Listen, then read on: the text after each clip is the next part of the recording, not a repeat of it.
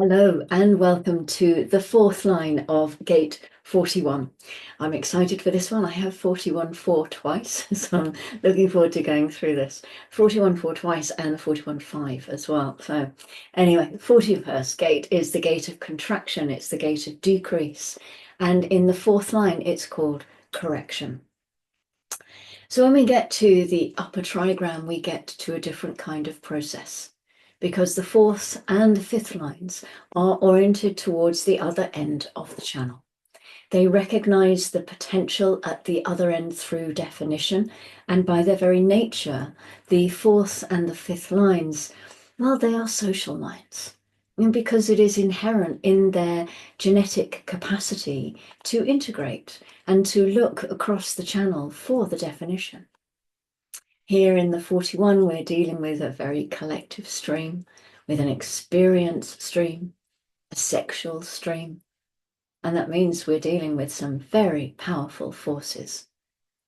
When we're dealing with the collective from the lower trigram perspective, there's a real difficulty in operating successfully in terms of being able to share properly.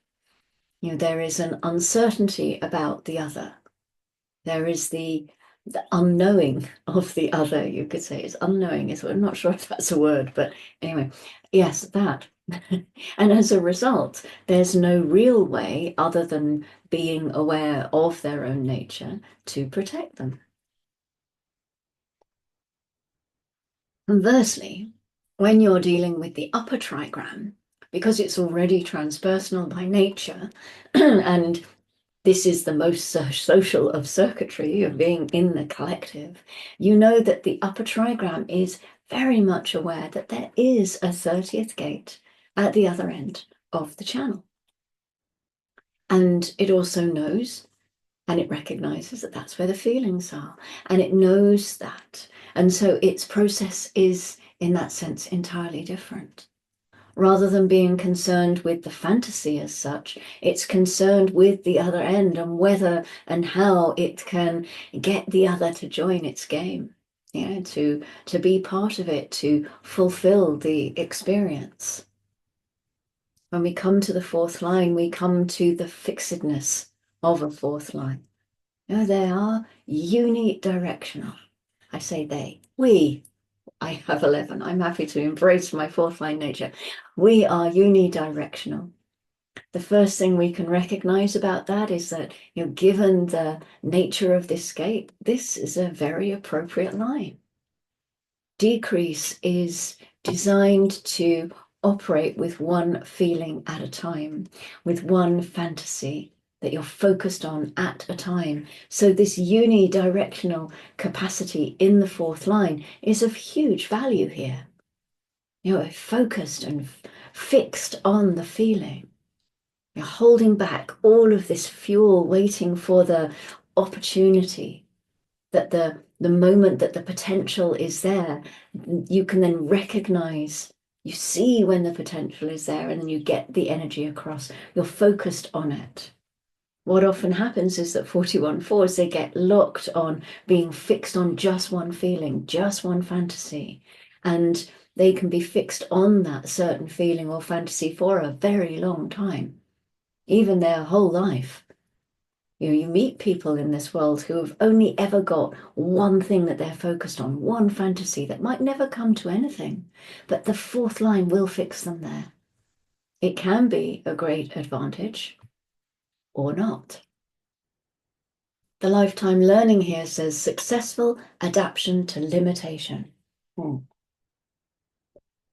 limitation is that I'm a fuel, I'm not a potential.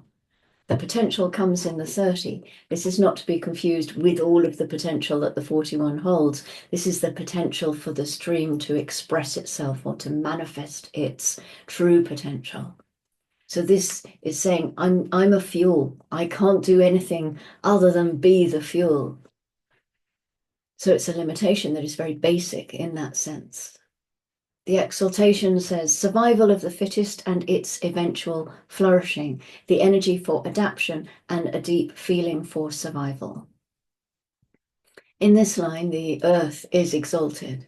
And when we have the earth exalted, we know that this is going to be a part of a regular cycle of the earth. It is something that is going to happen twice a year, and it's a very strong grounding force. Out of the earth, we get our basic security. Here we have a classic line, survival of the fittest, the fixedness of humanity on a feeling, on a fantasy, guaranteed in its evolution that it would be the top of the food chain. We are at the top of the food chain. The survival of the fittest is our movement. The survival of the fittest is the perfection that comes out of being unidirectional in one's fantasy and feeling, to get there finally, to be able to fly, to be able to go into space, or whatever the case may be, to be fixed on that. The phrase survival of the fittest, it's attributed to Charles Darwin. But what he actually said was more along the lines of survival of the most adaptable, which is also very appropriate to this line. 41-4s are very, very good at externalizing their fantasy, their thing, when they have the opportunity, when they're invited, because they know that the right 30 is there at the other end, someone who can turn the fantasy into a feeling, because without that, there is insufficient power to be able to get to the point where one is ready to actually jump into the experience rather than just go into the feeling. It's a powerful place to be. There are two stages to experience. There's the build-up, there's the feeling itself, and then there's the experience. But like sexuality, and this is a very sexual stream, the build-up carries much more power than the climax, because with any climax, I mean, the clue's in the word, really, isn't it? Once you reach the climax, it's over. So the deep process that is involved in any kind of human experience operates at this deep level of feeling first, because it's emotional. The feeling that you can, the feeling that you can't, the feeling that you will, feeling that you will never. You go through that whole wave associated with whatever that experience is, and that feeling is directed at. In the detriment, the expenditure of energy on maintaining relationships rather than on correction. In times of decrease, weak associations are shunned as costly, no matter how attractive. The energy which fuels holding on to feelings rather than adapt. The survival of the fittest is that you are always in the process that you are fixed on, but you have to adapt along the way. Otherwise, you will never get to your goal.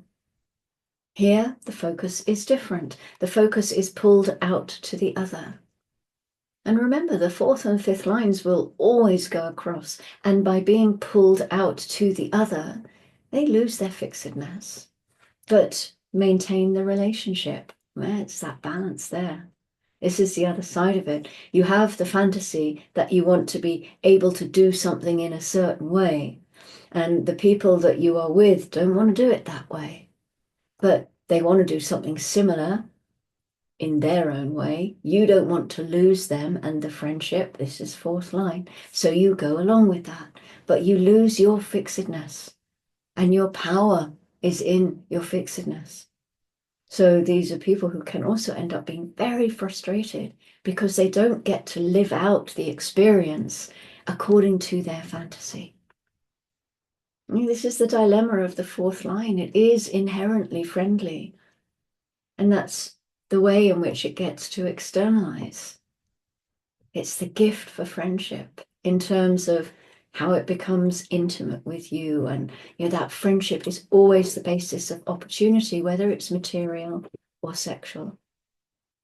So the reality is that what can happen, because they need the fourth line, the 41-4, we need to find that 30. We need that relationship. And instead of really being able to get out what our hunger needs to be fulfilled, we tend to placate our friends instead. And we get carried away by their feeling. And then we have to continue to fuel their feeling and not our own. And it's all part of the learning process of the externalization of fantasy. It's all part of adaption and also to a certain degree discretion, I guess. It's all part of the learning curve of being who we are. So the grounding comes through the 31-4, of course, and the line here is called intent. And again, through genetic continuity, we can see how there is support here. The 41-4 holds the intention of adapting to limitation. It holds the intention of remaining fixed in the experience of its fantasies. And this is what keeps it safe and healthy. So the moon is still in the gate of power, gate 34, since 4:43 this morning. It is staying in the sacral today, but it is moving into the logic circuit, beginning with gate 9 at 15:42 and then moving into gate 5 at 2:35. Bear made me a cup of green tea. I like genmaichi in the morning, just so you know. It's a very green tea. Green tea with roasted rice in it. Sure, you don't really need to need that. Anyway, gate 9. It's the format channel for the logical circuit, and it's the gate of focus, and it's the taming power of the small, and that small is the detail, and this is the detail I'm giving you because I have got gate 9. So the detail is that I love a green tea in the morning, genmaichi. So we have here the ability to really concentrate on the fine print, the small details of things, the essential details that sometimes get missed. The logical process is one of repetition and mastery, and we see that repetition echoed in gate 5, which comes next, because this is the gate of fixed rhythms, where tuning into your habits and the rituals that support you and holding on to them no matter what is what will serve you well and will help to keep you healthy in this life. So that's us in the 41-4. Thank you very much for joining me today. And I hope you find something from here that resonates, something you find of value. And until the 5th line tomorrow, I will say, as always, go gently. As always, love yourself and whatever experience you find yourself in. And don't take it personally, because it's collective, it's not personal. It just feels personal sometimes, really, really fucking personal, but it's not. It's one of the almost the most impersonal circuit. That might not be true. But it's certainly the one we take the most personally, because we're out there sharing these wonderful experiences and sharing our logical experimentation, because the sharing is both sides. It's whether it's the collective logic or the collective abstract. And so it feels more personal because we're sharing it, but that's really not what the collective is all about. Interesting when you pick apart the mechanic of it all. All right, lovelies, I will see you tomorrow. Thank you for joining me. I'm going to finish my tea. Take care. Bye-bye for now.